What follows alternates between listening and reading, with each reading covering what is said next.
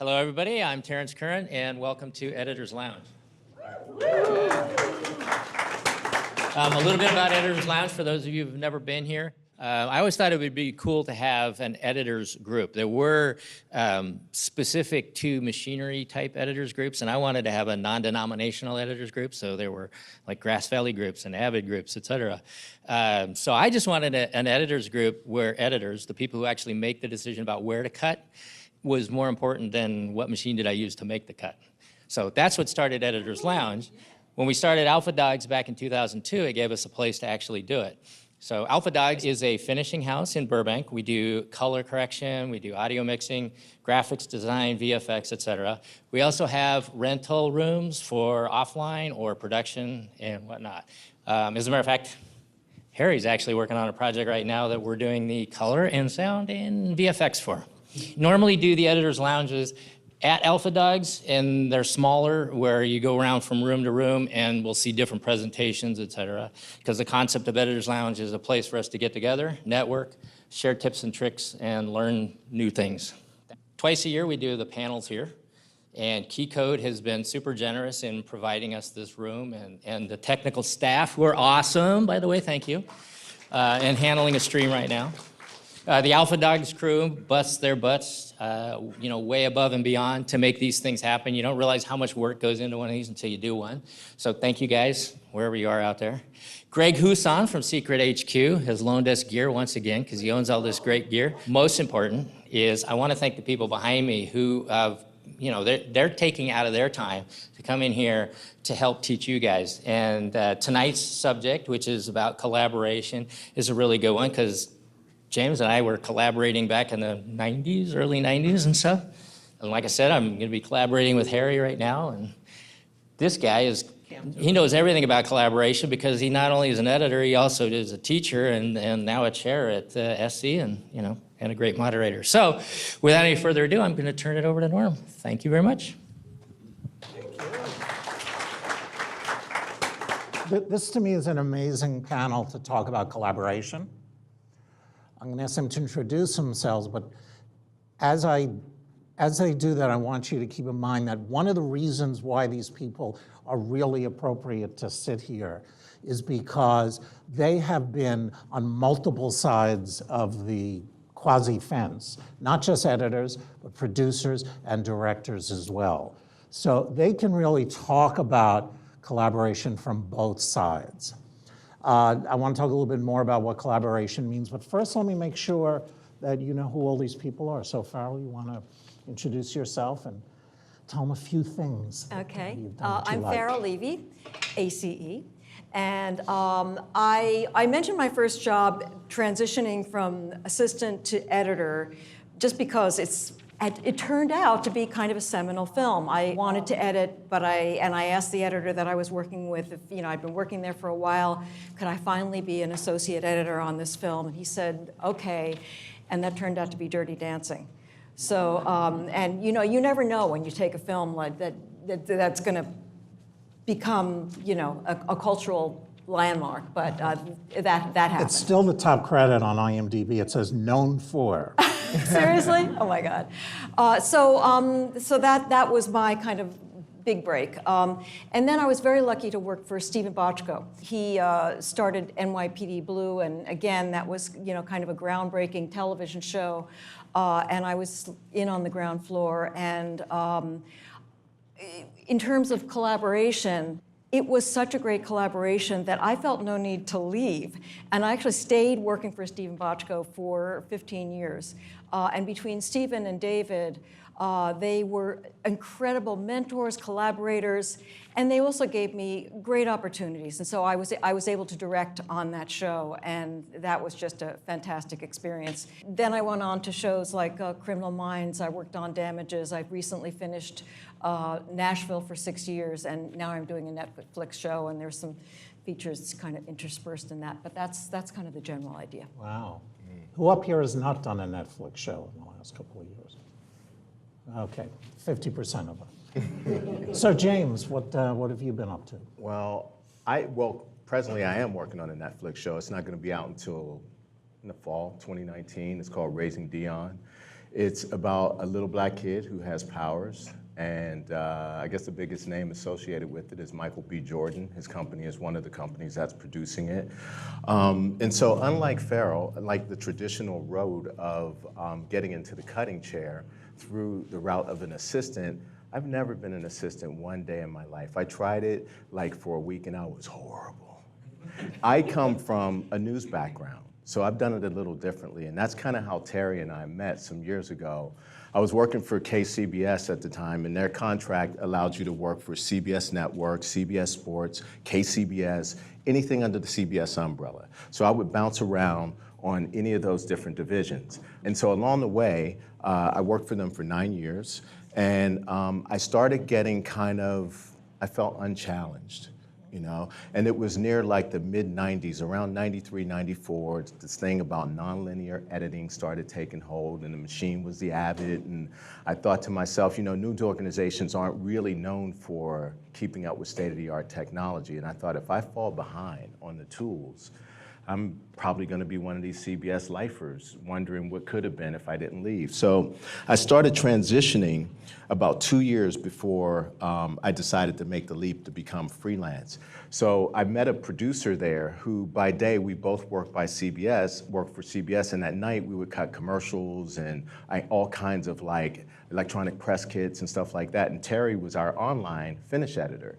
So we were cutting these sports chalet commercials, and that's how we got to know each other. Well, after that, I decided to go fully freelance. And so this was 93. I joined this show called Front Page, and they had 15 avids there, and only one guy knew anything about them. So we were all bumping around in the dark to figure out, and it was pretty cool because we all made the same mistakes at different times, and there was a grace period for learning the machine. So we did that, and then that went away, and I really decided to go full-fledged freelance. Along the way, I worked at a couple of startup networks, CW, WB, doing promos, trailers. I started cutting music videos, lots of different things, anything I could get my hands on, because I felt like it was just a great challenge to be able to do any kind of work. So I landed at MTV and VH1 for about 5 years, and I met a guy there who, his name's Monty DeGraff. I met him when I was working there, and I told him I wanted to kind of make the transition into the episodic world. So I joined the union. I had enough hours. For 6 years, I didn't get an episodic union job, and I was paying the dues and everything, but I wasn't discouraged at all. And when I finally did get a call to get into to get a job, it was as an assistant. So I was a fish out of water. I didn't know anything about it, and I didn't even care. You know, I didn't want to do it. So was that the gig that lasted a week? Yeah, yeah. I was pretty miserable while doing it. So Paramount called me again, and this time it was Paramount and Monty at the same time. He was the editing supervisor for the TV show Soul Food, adapted from the movie. So he called me over. The call went out for someone who was good with music and story. And in those years when I was freelancing, I decided to try my hand at acting as well. So I spent 3 years in the Beverly Hills Playhouse because I thought someday I want to direct, but I wouldn't have the slightest clue on how to direct an actor. So that gave me insight on how an actor's process is, how they prepare for a role, what they see on the surface and what's underneath these scenes. And so it helped me greatly with my ability to cut performances. So that got me in the door on the episodic world. After this long haul of getting in there, at the end of the year, Paramount decided that they were going to save money and move everything, post-production and production, completely to Toronto. So after all this like 7-year jaunt of trying to get in the union, get a job, finally landing a job, it was gone in 6 months. But I did meet another editor when I was on Soul Food, and his name's John Rafua. John went over to work on Dark Angel. So in less than 2 months, I was finding myself sitting right next to James Cameron, and we're working together. Him as a producer, me as an editor, and having a great time. And so that lasted for a couple of years, and along the way after that, I dabbled in comedy. And I got hired by Damon Wayans to cut My Wife and Kids, cut about 75, 80 episodes of that. And then after that, I cut Reno 911, the pilot for that. And I really loved comedy, stayed in it for a bit longer. Everybody Hates Chris, where I got the chance to work with Chris Rock. And after that, I decided to exercise the muscles to get back into drama, where I went to CSI Miami. Stayed there for 6 years. After that, went to Hawaii Five-0. Started directing on My Wife and Kids, multi-camera. Then I carried my directing and editing into CSI Miami and also to Hawaii Five-0. And after that, I decided to break free again. You can see I'm painting the picture of a very restless guy. Well, no, I'm going to actually stop you for a second because I think you're painting a picture of someone who collaborates with enough people and well enough with enough people to get moved along into different jobs. So we'll get back to that in a second. I want to make sure to bring Harry in here. I'm Harry Miller, ACE. I just finished a movie called The Predator and worked on that for about 19 months. It's the longest job I've ever worked on, and it was the highest budget show I ever worked on. Initially, it was supposed to be $88 million. I think we ended up spending somewhere around $110 million. It was #1 at the box office for about 5 minutes. And they're sending it to China. The funny thing is that they, very late in the game, they decided that the Fox studio wanted to, hey, what about China? Maybe we could sell this to China. But China only wants 3D movies. So we didn't shoot it in 3D. So we brought on a team, editor, ultimately 2 editors and a producer to create a 3D version. We're recutting the movie every day, and these people upstairs are trying to catch up with us, creating a 3D version of The Predator. And our assistant recut the movie to meet the Chinese censors requirements, which included no bad language. If you've ever seen a Shane Black movie, it's all bad language. There's not much space for anything but. And no blood. And it's the Predator. He rips people's face off, and there's blood everywhere. So I think it opened in China. I couldn't tell you. But you've also produced, right?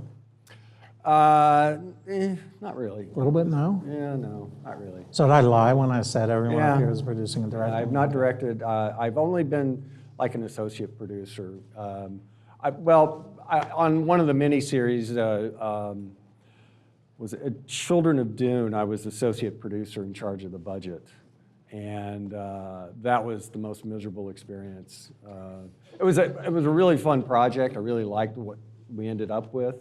And, but I had totally under-budgeted everything in post because I had no idea.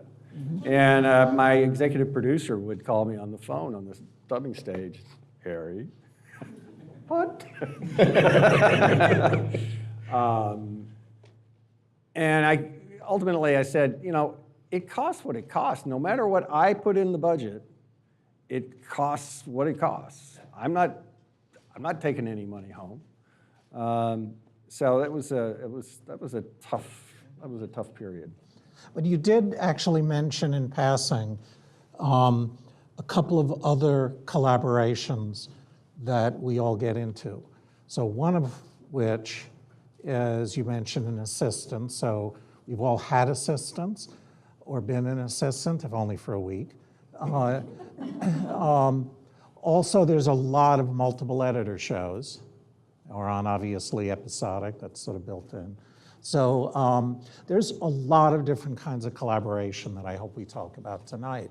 Let me just set something up here. One of the things I talk about in my classes at USC is how more than 50%, I think, of what we do in an editing room doesn't really have anything to do with how we edit. It has to do with helping other people understand that we are on the side of the project. That's why I have all of my students stand up in front of the class when they talk about their cuts. because we are in the collaborative business. And if people don't trust you, it gets way harder to collaborate. And I asked all of them ahead of time to sort of think of times and places where they were able to foster a collaboration. Now wait, who do we collaborate with in the editing room? Who would you say, what are all of the different kinds of collaborations that we do? Well, as you mentioned, we have the team. I mean, it's not only our assistant that we work directly with, even a PA. And many people start out in, if they want to get into the cutting room, they start out as post PA. And I have found that if the PA doesn't get it, and I've had conversations with PAs and about, I'm not trying to be a spoiled bitch if I ask for such and such a kind of cookie.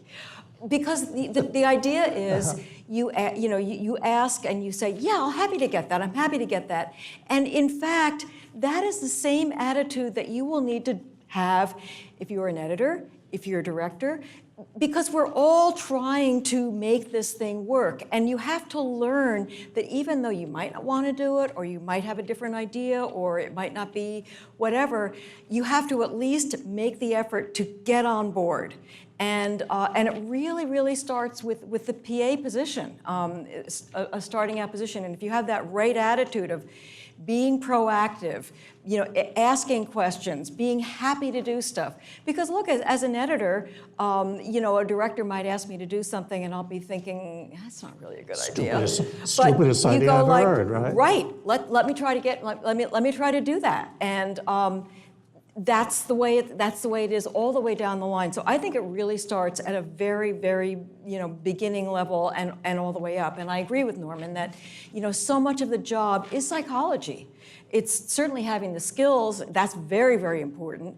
And on an assistant level, it's having the technical skills, and it really helps to have the storytelling skills, but it's the people skills. It's like being willing to do stuff, being proactive, being a hard worker, being able to know when to talk, not when to talk. All those are so important in terms of the functioning of our collaborative environment. Well, so tell me how, if you're hiring a post PA, or in many cases when your assistant hires a post PA, or the producer, what kinds of stuff are you looking for that would indicate that these are people who you could live in an editing room with for an entire season or 19 months in an editing room? What are you looking for? I'll jump in. I can tell you, I serve on a number of mentoring groups, and I always tell this story because it's funny that you talk about like collaboration and everybody in the department being important. And the focus on a PA to part of their responsibility is going to be getting those lunches. So we're in LA, so you've got vegetarians, you've got vegans, you've got gluten-free, you've got non-dairy, you got I don't eat meat on Tuesdays, you've got I'm a pescatarian. You have all these things, right? But it's not really about what people order. It's about how accountable the PA is to go there to the restaurant, because if you mess up their order, they get hangry. So now you bring the wrong food back, and then it's interesting to see when that happened. The great PAs goes, I'll be back. They dash off to the restaurant, go back, get the order right, bring your food back. I'm sorry, it won't happen again. It doesn't happen again. The PA that I can most likely tell that's not gonna make it, Norman, is the one who goes, they didn't put it in the bag, And down to the slightest detail of, this guy always asks for hot sauce. Every day he asks for hot sauce. I hear him tell you that every day, and every day I see you come back with not hot sauce.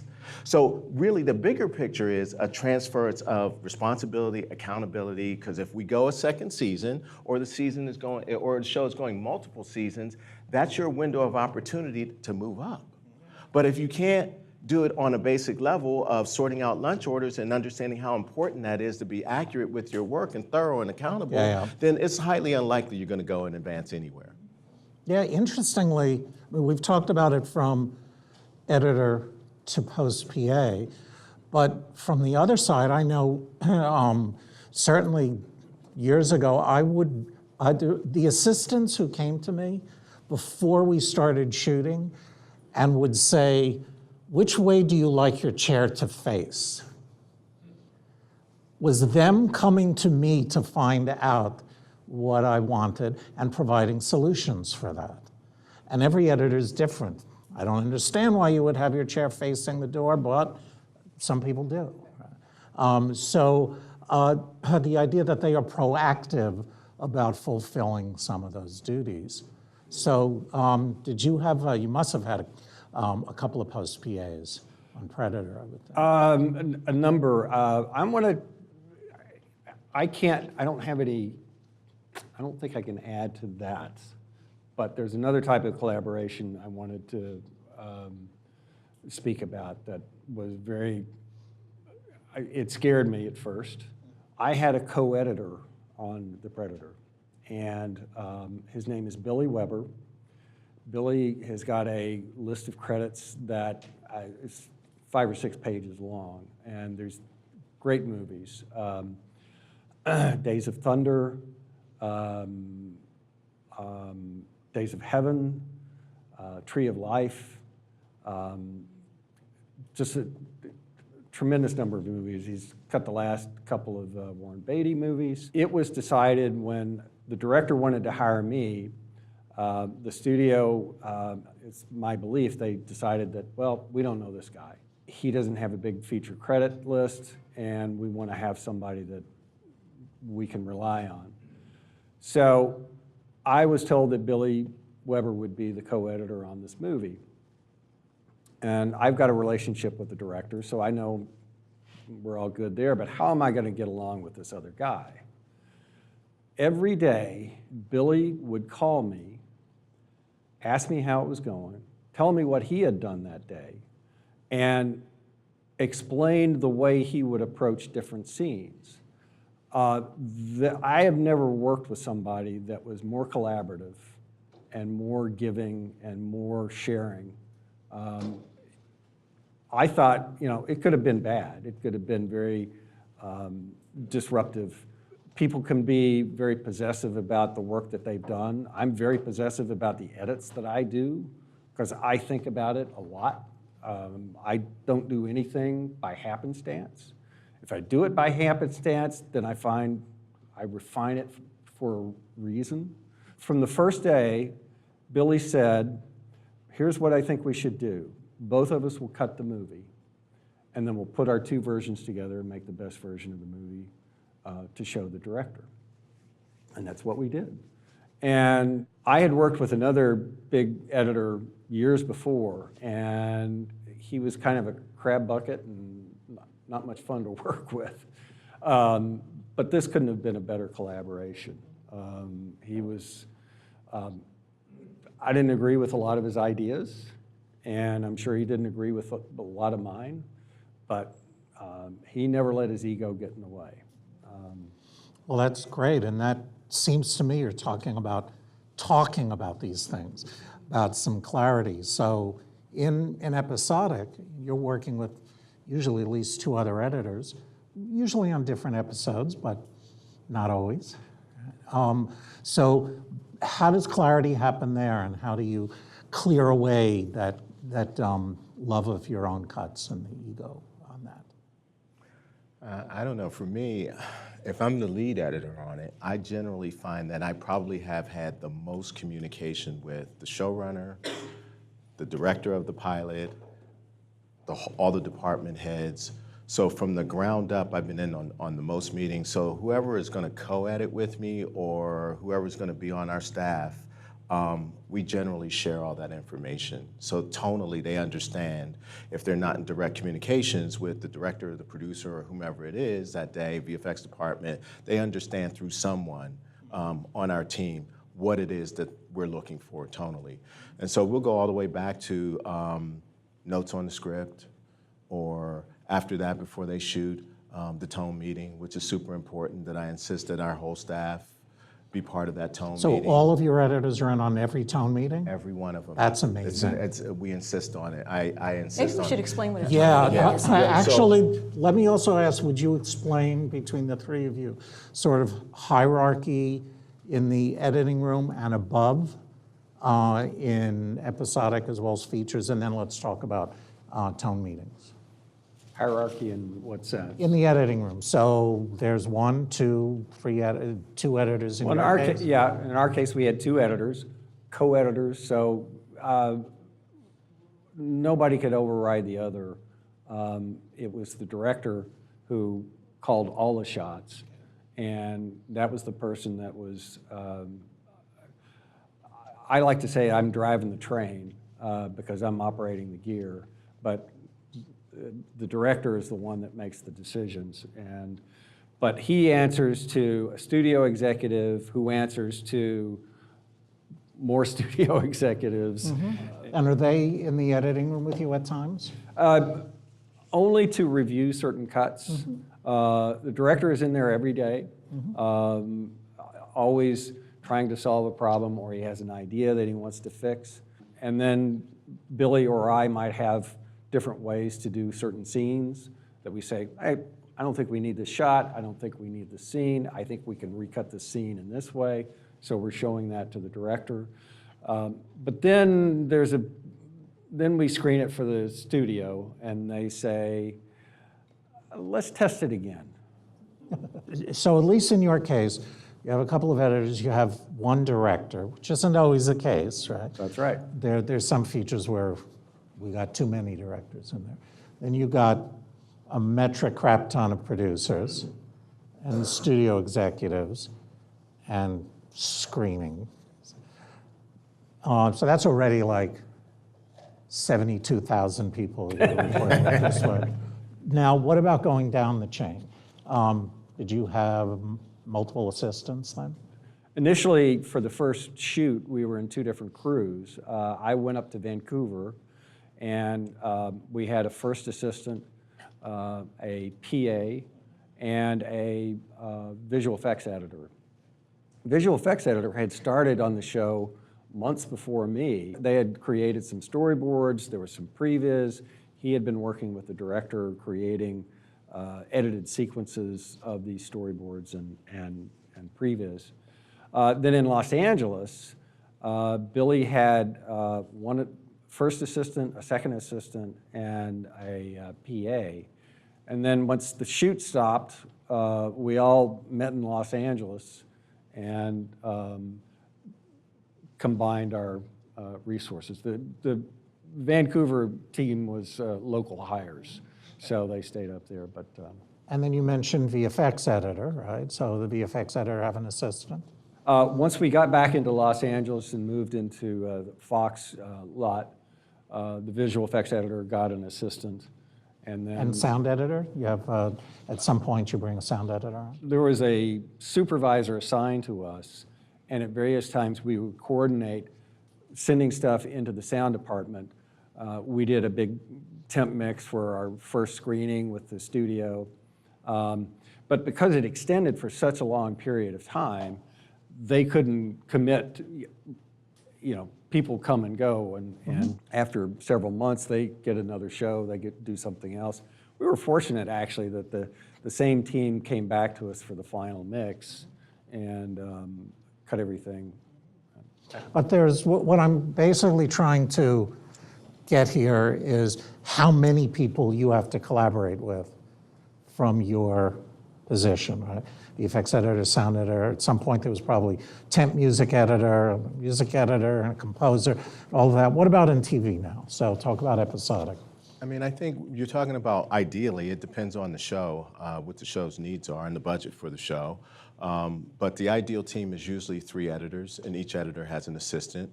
And Called 3+3. Yeah. So, yeah. And I'm not, you know, you don't usually get a visual effects editor. It just depends on the nature of the show. If it's a VFX heavy and driven show with a lot of sequences like that.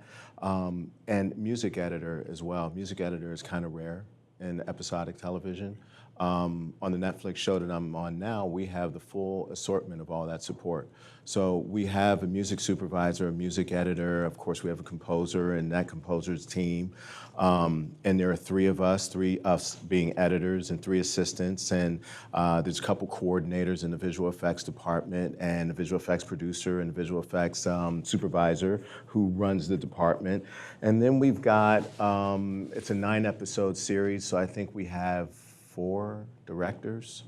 And they block shoot, which is, you know, when you're on location, you're usually shooting multiple episodes at one time, and they bring it back into post, and sometimes the editor gets 2 shows at a time, and it depends on what rotation you're in. If you're cutting the first show, you really shouldn't cut the first and the second show. You should leapfrog to at least like the 1st and the 4th or 5th show, because you don't know what that first show is and how it's gonna go, and all eyes are on that first show. So it takes a while to kind of get it settled in and get everybody calmed down. And so you're collaborating with a lot of different people. And importantly, like you know, that's even before you get to the finishing process. You know, at this point, we're just dealing with all the people who are informed in the foundation of whatever the show is. Mm-hmm. So. And you also have another layer above you too, because you have a network to answer to. Yeah, right? yeah. So you've got the showrunner and multiple executive producers, and then studio and a network. And in our case for Netflix, it's all their creative executives. So it's not necessarily, my show is Netflix produced for Netflix. Mm-hmm. So there's sort of a layer that's cut out, but there are 2 other producing partners in it. And Michael B. Jordan's company is one of them, and Macro Films is the other one. So you know, my notes came in today, as a matter of fact, on the first episode. So I have 2. And you're here tonight? Yeah. Wow. Damn, yeah, thank I'm you. happy to be here. All right. Yeah. So we have multiple notes, and sometimes those notes conflict, as we saw today, that they conflict, and then we have to have another conference call to go, okay, guys, you like this scene, you want this scene out. So who decides? We talk it through, and our showrunner is very well respected and trusted, so she has a final say. Well, it's good that there is some clarity there. So maybe sometimes there is. So you had mentioned the idea of the collaboration with your post-PA. So you want to talk about the way in which you interact with the people at the network, let's say, how you collaborate with them in the various channels for your notes and fulfilling the notes, and how that all works, and what kind of person you have to be to deal with all that. Well, I feel like I'm going to sort of change the question a little bit, because many times it actually is. We haven't gotten notes from the network yet. We're a little bit earlier in the game. But just based on other shows that I've been on, it's usually the exec producer writer that filters those notes down, and we all are in on the call when the network notes come in, and can listen. But they're sort of the filter. They'll say, no, we can't do this, or we got to try that. But you know, a very important collaboration that's critical is in television. The writer-producer is the god, and the director, unlike in a feature, has their 4 days. They put a stamp on it, but they really don't have the final say. It's the executive producer who usually is the writer, sometimes the writer-creator, but you're usually the head writer. And so and having a good relationship with those people is really, really critical. And a lot of times it does take, even though they hire you, sometimes it still can mean gaining their trust. I was on the show Nashville, and they changed exec producers. And when the new exec producers came on, I think everyone, you know, from the DP to the old people that were on the show, felt a little bit on trial, and it wasn't an assumption that everything that we did was going to be like, great, we love your work. There was a new sort of language that had to be developed, and plus, you know, the new producer felt like he wanted to show that he could do the right thing, and we all wanted to show the right thing, but it was still, people were still getting their footing, and people would get defensive, like the DP would say, "I know I shot that shot," and I would say, "I don't see it here," and the producer would say, "But I was on set when they shot that. How come it doesn't look like what I thought it was going to look like?" And the thing about being the editor, which is you are the messenger. You see the stuff. You go through the dailies, and there's great expectations for what you're going to bring forward, but often, for various reasons, you can't quite deliver on everything. And depending on the level of trust, people go, "Okay, I get it." Or, if you're just beginning to get to know someone and there's a sense of like everyone's proving themselves, it's a little more backbending to kind of get to that level of trust. So I know in this particular case, when I did the first show with the new producers and a lot was on the line, I really felt like I had to tiptoe and make sure that I was very, very clear, and just to really make sure that I went through every single way that I could show that this is what we had, and if it wasn't there, I went crazy trying to create it as a visual effect or a blow up, or make it happen in some kind of way. And gradually that trust was built. But that was just, but then again, you can be. I've been on shows where, like I said, there's like an immediate kind of rapport. The people know you, and by the time I finished with this guy, by the time the show was done, we were, it was great. He understood what I could bring to the table. I understood where he was coming from. We knew what one another could do. But that was sort of a slow building of trust that required a lot of patience and a lot of nursing and a lot of, not taking things personally. That's very, very important. So, there can be varying degrees of trust. Ideally, you want to be working with someone that you really get along with, and that can happen immediately, or that can take a few months or a year or whatever. So Harry, what about you? So the ideal collaboration is you're working on an episodic show. You have 3 editors, 3 assistants, a post team, and you have an executive producer who is the showrunner, who usually created the show but is the head writer and that sort of thing. And in an ideal world, they get network notes and studio notes, and they go through them and they make comments, and they detail yes, no, yes, no, yes, no. They leave that to the editor to do. The anti-collaboration was a show I worked on where there were 3 executive producers, and they were so busy, it's such a successful team, that they had multiple projects going on. And so one week, producer A would be in the editing room talking with all the editors.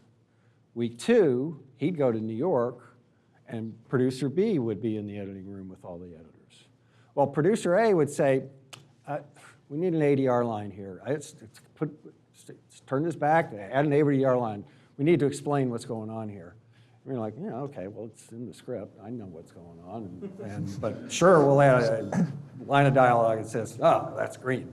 So the solution is to give all the audience the script, you're saying, right? Yeah, no, to read everything that you're seeing on screen, Right. To tell people what they're seeing on screen. So week 2 comes, and producer B comes in, and he says, get rid of that ADR. We don't need that. We can see what's going on. Okay, now I want to do these visual effects like this. He said, well, the guy last week wanted to do the visual effects like that. Well, that's okay. I want them like this. Sure, okay. Week 3 comes along, producer 3 comes in. He's got totally different ideas. And it drove me bonkers because it was 3 different people, 3 different ideas, and there was no consistency. And it's the worst kind of collaboration where you don't have a leadership that's speaking with one voice and one idea. And not collaborating. Not collaborating. And it was a first-year show, so That's always a mess. first-year show, you know, they're finding their feet. We were way into the 5th and 6th episode, and they were still cutting the pilot because they still didn't know what they wanted the show to be. Well, let's sort of model what a good collaboration might be in a certain way. You had mentioned tone meeting before. You've also directed. How do you convey at a story level or a style level what it is that you want your editor to be aware of? And you and I were talking before about sometimes when it doesn't work. But what are the tools that you use to talk about what's inside your head? And I call it crawling up inside the director's head. That's one of our jobs as an editor. So you can convey that to the people you work with. I think clear communication is a good place to start. So what's that mean? Well, if I'm working as a director, I'm going to talk to the editor beforehand and kind of tone the show. Usually the executive producer is sitting in there and they're toning the show with me, and then I insist that the editor is a part of that so he or she understands exactly what it is we're going for, how much weight they want to put on what scenes and the point of view of everything and how important certain scenes and dynamics of the characters and story arcs and all these things are. So you get to know This was the exactly. tone meeting you were talking about? Or? Yes. Yeah, this is like really like when you get away from the script and you're just kind of talking it through. Here are all the beats that are important. I worked on a show recently and it read as though there was a guy who was driving through the hillsides of Colombia. He goes to this monastery, like a convent, where a sick guy is in there. He goes in there and he wants to visit him. And that's how it read simply on the page. When we got to the tone meeting, the producer says, so listen, this whole opening scene needs to feel like an assassination attempt. Wait, hold on, did I miss something? There's nothing in this script that would lead anybody to believe this was about an assassination attempt. So now, having understood that, I know exactly how to cut it. I know what to withhold. I know now every department knows, wardrobe knows how they're gonna dress this guy differently. Instead of lighter colors in Colombia where it's hot, they bring the guy in and he's in dark suits. And he's not carrying a briefcase, anything that obvious, but he comes in with a big wad of cash and he sees these nuns that come out of the convent and he wants to pay them off to gain entrance into where this dying man is. Ultimately, that dying man is his father. So, but he wanted this total misdirect. There would have been a number of ways that we as editors could have cut that scene. It's all subjective, but at the same time, we're trying to honor the director's vision, honor the script itself. But if we don't know that there's a tonal departure and shift from that, there's no way that I would have known how exactly to cut that. So I'm holding looks longer. The actors are now acting, the nuns are acting a little bit afraid of the guy who shows up with the big wad of cash in a dark suit, So tone means everything at that point. And if I'm working on the other side as a director, I'm giving out that information to let this is who this character is, this is how I see him, this is or her, this is what this scene really means to me, this is overall what we're going for. So based on that, use your instincts to sort of shape the story in that fashion. I'll tell you a funny story. Like, I was working on Genius. I was hired to do the pilot with Dan Hanley, right? You know Dan. So Dan is one of Ron Howard's longtime editors, Mike Hill and Dan Hanley. Mike Hill had retired after In the Heart of the Sea. And then Dan needed a partner for the TV show that we were doing, Genius, for the pilot, and they ended up hiring me. So the idea is that I was gonna come in, Dan was gonna set the look, the style, and I was gonna help him out. Well, just 2 days before we started shooting, Dan called me and he was like, James, hey, what's going on, man? I go, oh, nothing, I'm just kind of enjoying our last couple of days of freedom before we start. Listen, and I'm like, oh, this is not good. I think, are they gonna get rid of me? I mean, I haven't even done anything yet. So I hope it's not that. They've decided to make a sudden change. So he goes, listen, I can't do the show. I just can't do the show. And I go, really? So Dan had Dan was working on Inferno. And I guess it was time for him to retire. Dan is the nicest editor you could ever meet, and Ron Howard is the nicest human being and director you could ever meet.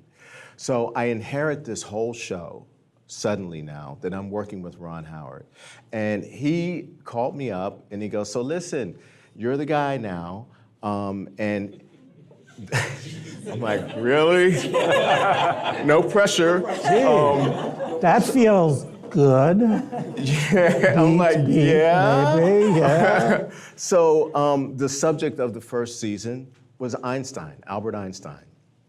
So what Ron did was, he had done all this research for a complete year, and research down to what the show should sound like. He had been talking with Hans Zimmer about it. So they had a total character portrait of this entire series, storyboards, everything, as prepared as I've ever seen a project be. And so he just simply talked to me for about 30 minutes and said, listen, here's who Albert Einstein is, in case you don't know, that's away from the script. He's this bright guy who might be on the edge, on the spectrum. He gets himself into a lot of trouble. He's had a lot of women in his life. Those are aspects of the story we want to tell that people don't know about, along with the things he's known for, theory of relativity and all these other things, scientific physics breakthroughs.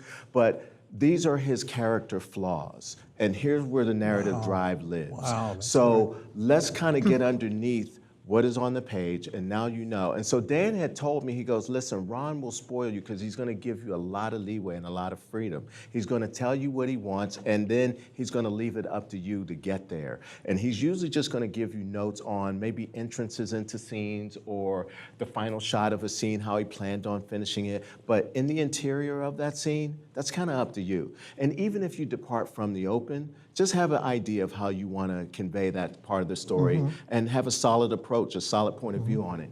And so that's the ideal collaboration. That sounds like a great way to start do it, with. Then there's the proving ground. All that's great, but then you got to go cut the show. So there were 2 scenes that we had in the first season that were extremely complicated. They were dinner table scenes. The first one had like 9 people in it. And as a director, that is so hard to cover because you have all this cross coverage and people were overlapping in the dialogue. Right. And Ron had actually covered every eye line possible, shot medium masters, cameras moving if you want to cut in choreography from one moving shot to the other. Now, this scene is about Albert Einstein going into this other family in Switzerland as he left Germany to attend this school in Switzerland. On the surface, it seems that's what the scene is all about.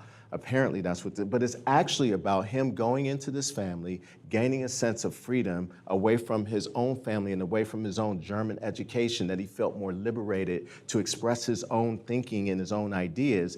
And in the process of talking and thinking with all these other people who are talking about philosophy and all these other things at the dinner table, and they're eating as well and drinking wine, by the way. So that complicates it. You've got this business and everybody's not eating on the same line or drinking on the same line. So you're a little bit handcuffed into their business as to what you can do to make your cut. Yeah. So the dynamics of that scene that's apparently what's going on. But what actually is happening is you're seeing the beginning of Albert Einstein fall in love with one of the women from the family. So the scene starts out big and all these conversations and lofty ideas, but by the time you get to the end of it, it's really a 2-person scene with 9 people in it. And you see him begin to look at her, and when he opens his mouth to tell the family about his thinking and God, his nature, and all these things that he's talking about, you see her begin to fall in love with him. And that launches the first of many of his relationships. So that's that's some great guidance from a great director. What are the ways that you like directors and producers to give you notes, and what are some ways that are completely useless for you as an editor? Well, I mean, yes, just to echo a little bit of what James said, and you know, when I would go to a tone meeting with Bochco, which was the first time I had been introduced to the whole concept, you know, and working with a writer like David Milch, there is 2 things going on. There's the words on the page, and inevitably, what the emotional thing that was going on was completely the opposite, because people say things, but they could say, I'm fine, and you know that they're not fine. And so it's up to us to find those shots and to find, and the director wants to find it and convey that to the actors. So is that subtext you're reading that? No, this is or are what they comes out actually at the tone talking meeting. about? Yeah, I mean that is the tone meeting is really sort of explain what's underneath the emotional stuff that's underneath the words on the page, and that's essentially what we do. Because the words are kind of blah blah. I mean, sometimes they are important, but really, like James was saying, there's this dinner table going on, but really what we're zeroing in is, like the dynamics that our eyes see and that the actors convey, but that is going on underneath. That's the drama. Really, the ideal situation is when you have this tone meeting and everyone knows what the objective dramatically, emotionally is. The actors know, the directors know, it's been conveyed by the writer, the editor also knows, and it becomes on one hand sort of objective. It's not about, well, I like that and I like that. It's really like, what is serving the story here? And the ideal collaboration, well, I think it's two aspects. I once worked with the director, Matt Penn, who I said to him, what's your approach? And he said, I figure that I work with people that really know what they're doing, they're all professionals, and it's my job to kind of give them the basics of what's going on and then let them do what they do best. And that was, and so I think a great collaboration is when it's whoever it is, whether it's the producer, the writer, the director, or even me with my assistant, when I know that you are professional, you know what we're all going for, and have at it. And let me see what you bring to it. Because that's the other thing too, there is an element of surprise that, maybe and you asked like, what are the problems?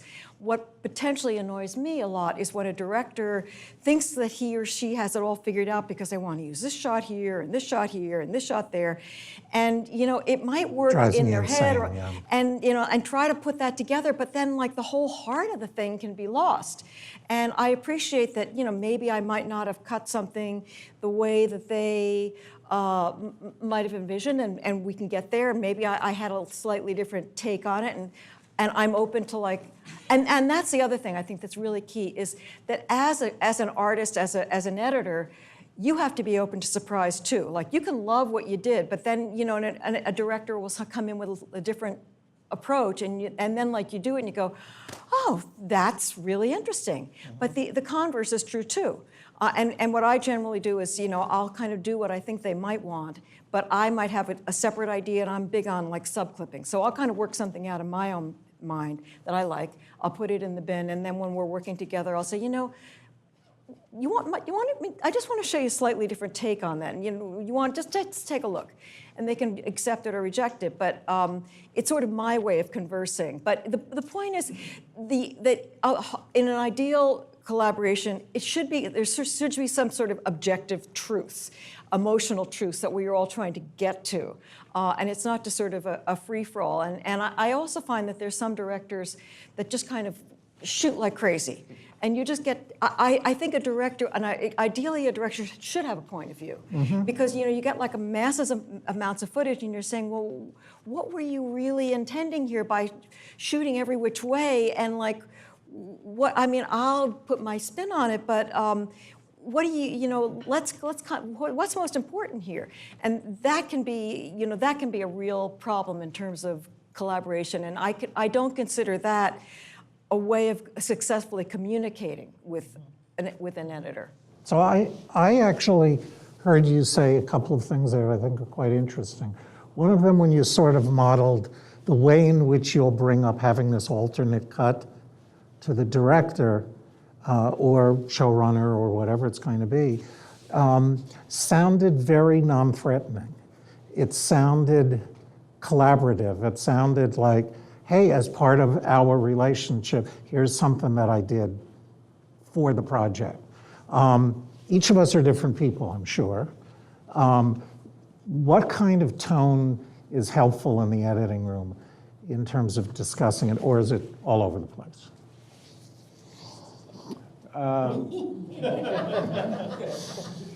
Because if you can't figure it out, I'll tell you what I think. I always, in this particular project that I worked on with the director is Shane Black.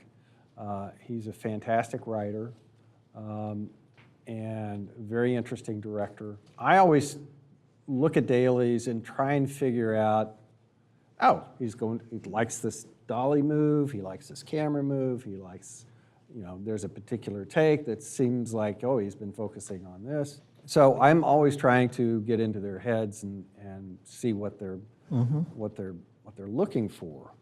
And invariably, I put it together, and Shane comes in, nah, we want to do 180 from what I shot. My attitude is, I'm here to help. And it's part of the collaboration. He needs someone that is competent to show his vision. And that can change. He can change his mind a lot. But he needs somebody that is flexible and fast and can give him ideas about, oh, you want to have this line play here, I can figure that out. Like Farrel was saying, sometimes the footage doesn't support what they want, so you can do a split screen, or you can reframe it, you can reverse action and create a reaction shot. So I'm always trying to understand in the room, once I've misunderstood what he was intending to initially to cut it, once he's in the room, understand what he's talking about, get into his head about where he wants the cut to go. Mm-hmm. I have a question that's not at all related to this. So before we do that, do either two you want to add to what we've been talking about? I would just like to kind of give a slightly contrasting experience to your collaboration.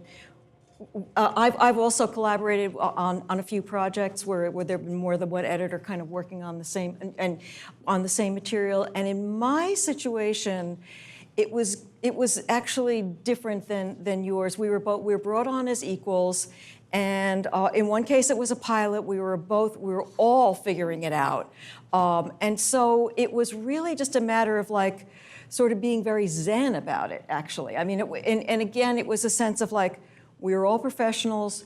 We all are good editors. We all, we might put one cut slightly differently here, or have a different spin on this. Sometimes someone have a distinctively really cool approach to something, but it was really more of an exercise of sort of letting go, because it was really in coming up with the story. And in both of these situations, and in one situation, literally everyone cut scenes. Everyone just worked on it, and there was really no sense of ownership. So, we all like to feel pride in our work and pride in, what we bring to the table. But it was sort of really interesting exercise of like, we are all professionals here, and we are all just kind of really going to go for what the story requires, and not have a ego about it. And it worked. And you have to work with the right people for that. There was no real competition. Everyone really got along, and it was really like all of us plus the writers driving the thing, everyone piling on with ideas. Of course, the writer had the ultimate say, but that's just Which is important to know where the buck stops. Yes. Where does the buck stop, right? Sometimes it just seems to go on forever, but yeah. And one other thing I go wanted to ahead. say. Everyone has their different personalities, and I know that there are editors that are very successful, and they have the ability to say, no, you are wrong. This is the way it should be. Let me show you, blah, blah, blah. I was just talking, I'm not going to mention any names, but someone that was working with this one editor who's extremely successful and sought after, and that's what he brings to the table, and that's what people hire him for. Personally, though, I have a more sort of genial approach, where I'm not really confrontational. I will put forward my ideas, and I will suggest, but at a certain point, it's their show, and that's what I'm doing. It's with funny it. to piggyback off of what Farrel's saying. Like, I've learned to be open and not precious, but still never in doubt about what it is I feel how to tell the story. As And- both an editor and a director? Yeah, but mostly as an editor, speaking now as an editor and working with the director or the showrunner or what have you. So I try and stay open and not precious about it. And I hope that that invites the same behavior back, because that's how we get to the best possible work Right. and the best possible essence of the story. And it's funny that when you don't have all of that other angst and everything going on, you can really, really do your best work. And even if it's a bad idea, sometimes you're saying to yourself, this will never work. Sometimes it does. You'll be surprised that, like, I would have never come up with that as a way to make that cut, to illustrate this point.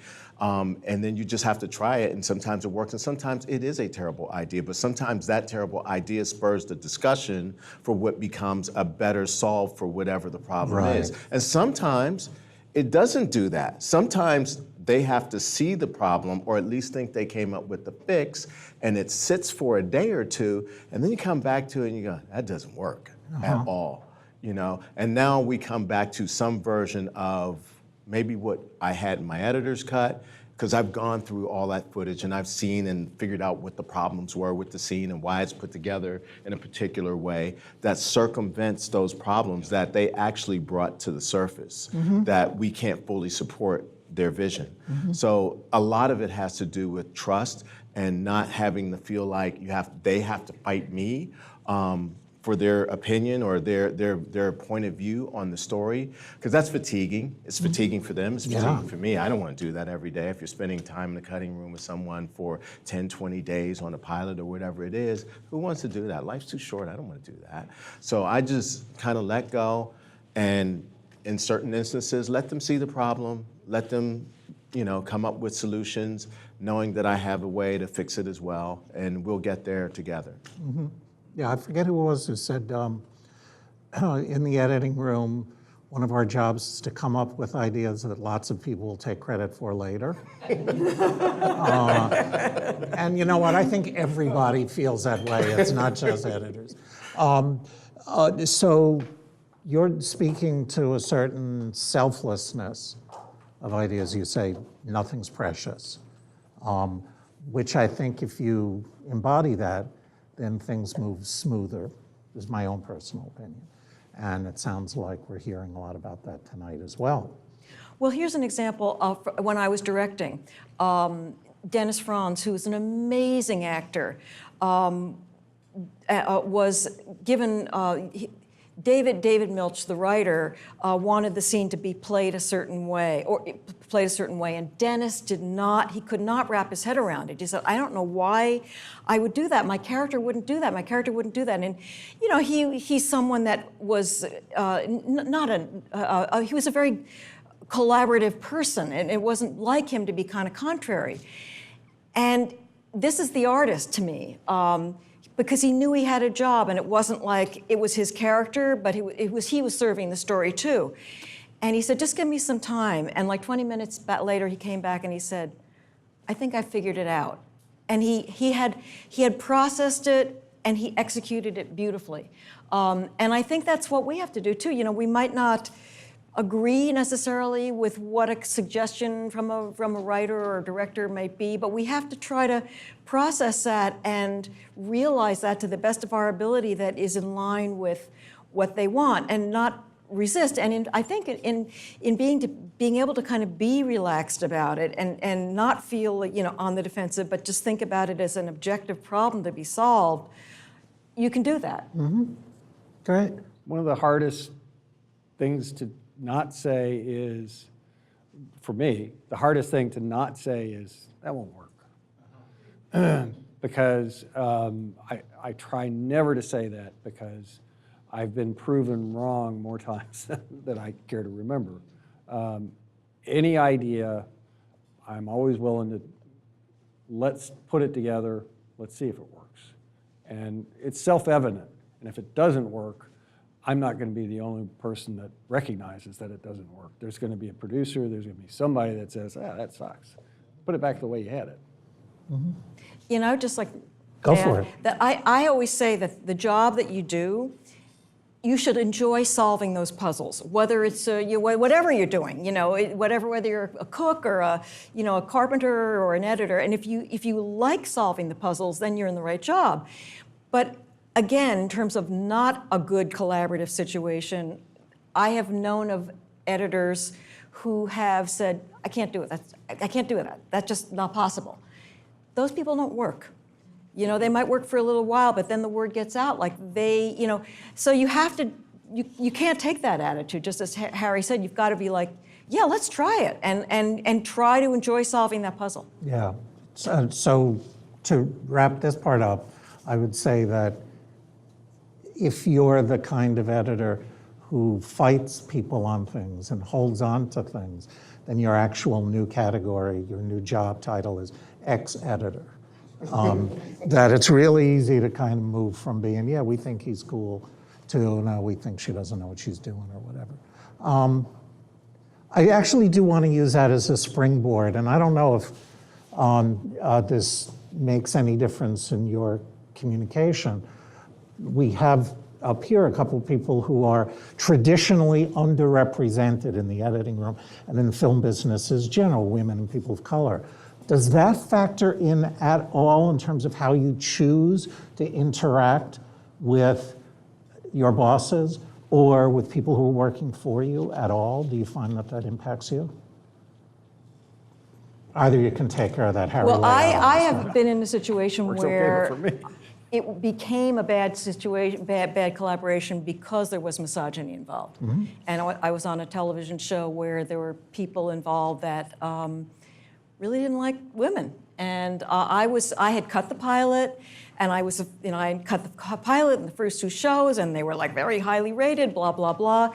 But there was a person involved that was very important to the show and really did not like women, was really out to kind of subvert my efforts. And, directors would work with me and they were like, I love what you did.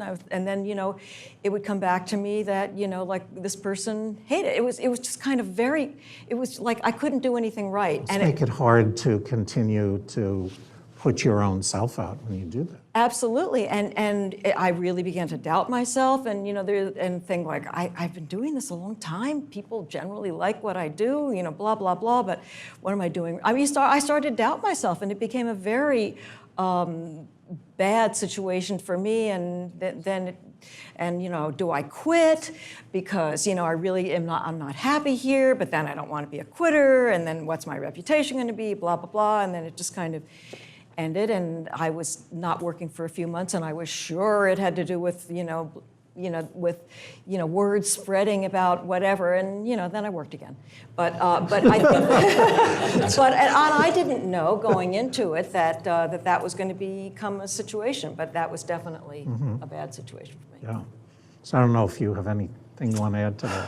Not in a direct way. I think I benefited more from being a person of color because of my point of view and what I might be, how I might be an asset to the story itself, or just thinking completely different because, my reality of day-to-day life is so different and in contrast to, a lot of my counterparts.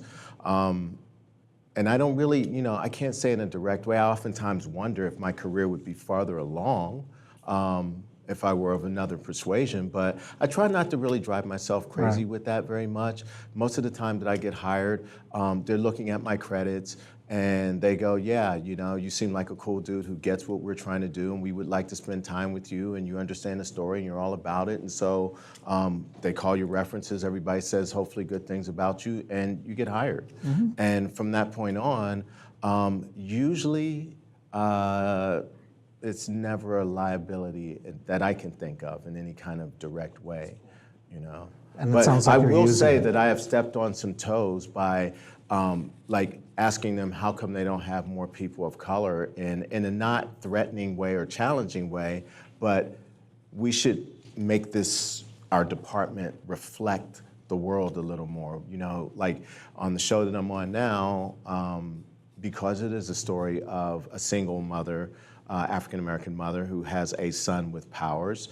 I thought, if they're asking my opinion about people to hire, let's get a woman in here. And if preferably, if you can get a mother in here who understands what it's like to raise a child. It doesn't have to be a single mother, but just get a mother in here who understands those dynamics. And let's kind of get as many different people in here that can offer and add to this story, the richness of this story, so that it doesn't feel awkward that we don't have representation of what this story really is. How do you convey what your concepts are, the editing, to your music team or your VFX team? What are some of the ways that you create, even in your timeline or in conversations, whatever, that help let them know what your ideas are? Well, I will give two examples. I just finished on Nashville, which was totally a music show, and we worked very closely with our music supervisor and with our composers, and it was a great collaboration. And everyone, if you said tonally you were looking for something that was, melancholy, but it was a child, and so you had to have sort of that quality. There's all these different layers of music. They got it. They sent us like 4 examples, and it was.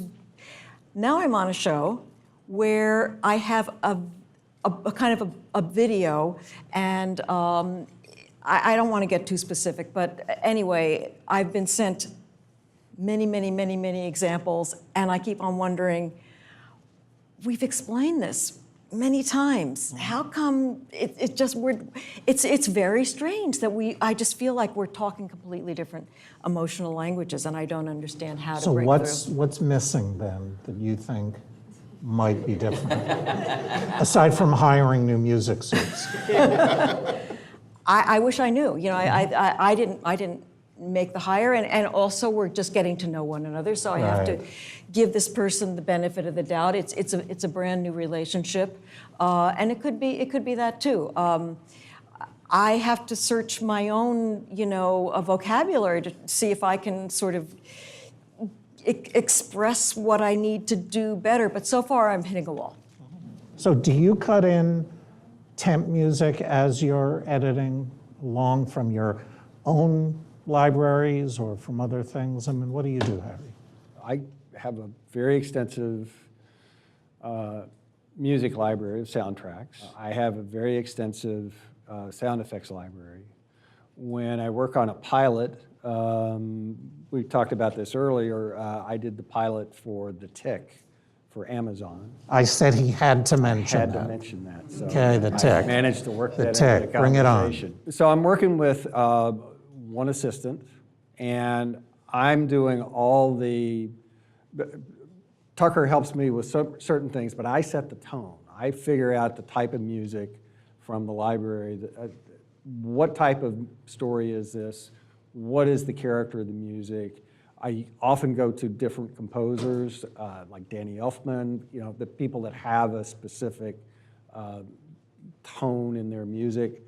And I design the sound effects, and I also do as many of the visual effects, temp visual effects. And I had a really good assistant who is now the editor on the show. He moved up, who was very adept at working in After Effects and creating a lot of the temp visual effects. So I view what I do as setting the template for what the show needs to be. And then when a music composer comes in, they can see what our ideas are and can adapt that and follow that model. The worst experience is when they come in and you go to the stage and they've done music and it's nothing like what you wanted. And the tone, it's like, well, no, that's not what the scene was about. It was not a joke scene. It was a sentimental scene, and they did it completely wrong. The best ones use your, what you've done as a model and improve upon it and make it unified and make it their own. But they don't ignore it. Cool. So you want to bring it home to the break? Yeah, if we're talking specifically about music. Music or sound, whatever you want. Music, sound design, I'm like Harry, and he does have an incredible library because I've actually pinched from it before. And we're venturing into the unknown if you're cutting a pilot. So it's kind of hard for me to lend that to anyone else to do because I'm trying lots and lots of sounds and lots of sound design and lots of different cues to figure out what feels right. And sometimes none of it ever feels actually right because it's kind of its own child that is unlike anything that's on television or has been done before. And that's kind of a cool, rare thing. So in that instance, if I'm dealing with the composer, it depends on how into it they are. Some composers are proactive and others are reactive. Let's say category A is the proactive type, where you bring them in, you sit down, we have this big meeting between the producers, the editors, and the assistants, and whoever else is going to be involved with the show, all the editorial staff. And we talk about tones and we talk about themes that are running through the show and ideas, and they go off inspired, hopefully, and write. And then they just start sending you sort of mock-ups of stuff that will not, they're almost generic cues, but in tone, they feel like they belong in the show. So then we take those and kind of Frankenstein cut those cues together to fit the moments that we think that they will hit. And then they go back and they reshape that music, rewrite it with maybe a full orchestra, and redo it so that it now feels like organically their own. That's the best collaboration for me with the composers. When it comes to composer type B, that's fine too. I can do the temping, but the risk that they run is that they get a little creatively handcuffed because if the producers and everyone involved falls in love with the temp love, now they're in this narrow lane and they have to deal with what we're calling temp love. So they can't fully stretch out and do their thing. And I usually find that that's not really great until the show really has developed its own language and style and sort of ground rules of what the show kind of sounds like. And then little by little, they can divert from that and be able to get introduced new ways of telling the story musically. When it comes to sound design, I'm usually doing all that work myself, and I'm very, very picky about when we get to the stage. I need you to work from what I did and make that even better. Because when I get to the stage, I've had several instances where I've sound designed things in a very specific, particular fashion that are surreal, or it's multiple layers, and if it's a flashback, I'll introduce one layer at a time, or strip away one layer at a time. And when I get to the stage, you know, they might have 4 different birds in there. And I'm like, we get it, there's birds in the background. We don't need to hear 4 different types of birds. The scene is not about an aviary, so cut all that out. I had a scene, I had a show that I was doing, I gotta be careful about saying this because it's very specific. The first sound that I needed to hear in the series was the birth of a child. And I got to the stage and I didn't hear the birth of a child, and we had all become accustomed to the scream of a newborn and the scream of the mother giving birth to the baby. And the first thing I heard was this loud bang that sounded like a door slam. And the movie starts in black, and I'm like, what the hell is that? And they had come up with this whole sort of story angle of how that was the headboard, and as she was struggling to give birth to the child, her head was hitting the back of the wall, and she was squirming and all these things. And so when we come up on picture, I'm like, that's not at all what's happening. Like, you gotta take that out of there, because it was a noise, it was distracting. It really wasn't the launch of what we had all become accustomed to. And I'm open. I just told you, I'm open to everything. But in that instance, and when it comes to sound design, if it's not better, let's just kind of roll with what everybody has agreed when we spotted the show, that this is the best way to go. Then we get to the stage and you guys just add on to that. You know, you do your expert thing, and now we take it to the next level. Cool. That's the spotting sessions. All right, so we're going to take a break here so that all of us can wander around aimlessly for a day. And there's still food outside, so not so aimlessly. Think of things that are important to you in terms of collaboration, questions you might have of this panel about collaboration, and enjoy your break.